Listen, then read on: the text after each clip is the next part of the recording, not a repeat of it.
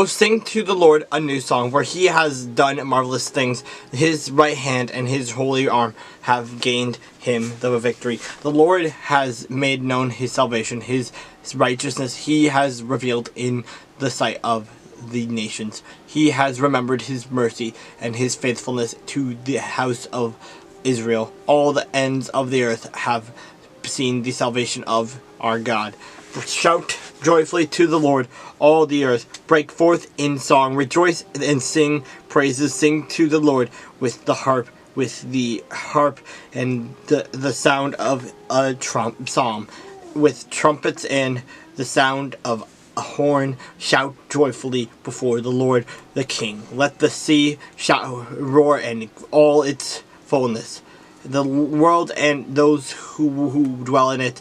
Let the rivers clap their hands. Let the hills be joyful together before the Lord. For he is coming to judge the earth. Righteousness he shall judge the world, and the peoples of equity.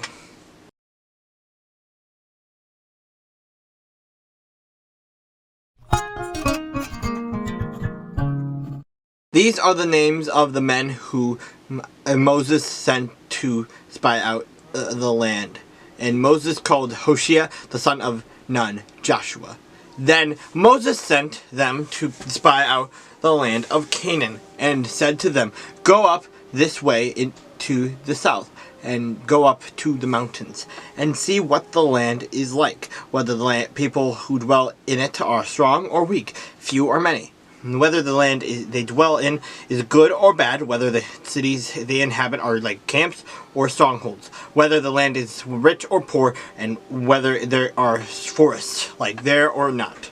Be of good courage and bring some of the fruit of the land. Now the time was the season of the first ripe grapes, so they went up and spied out the land from the wilderness of Zin as far as Rehob, near the entrance of Hamath.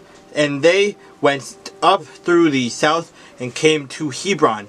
Heman, Shishai, and Talmai, the descendants of Anak, were there. Now Hebron was built 7 years before Zoan in Egypt, where then they came to the valley of Eshcol, and there cut down a branch with one cluster of grapes. They carried it between two of them on a pole. They also brought some of the pomegranates and figs. The place was called the valley of Eshcol, because of the cluster which the men of Israel cut down there.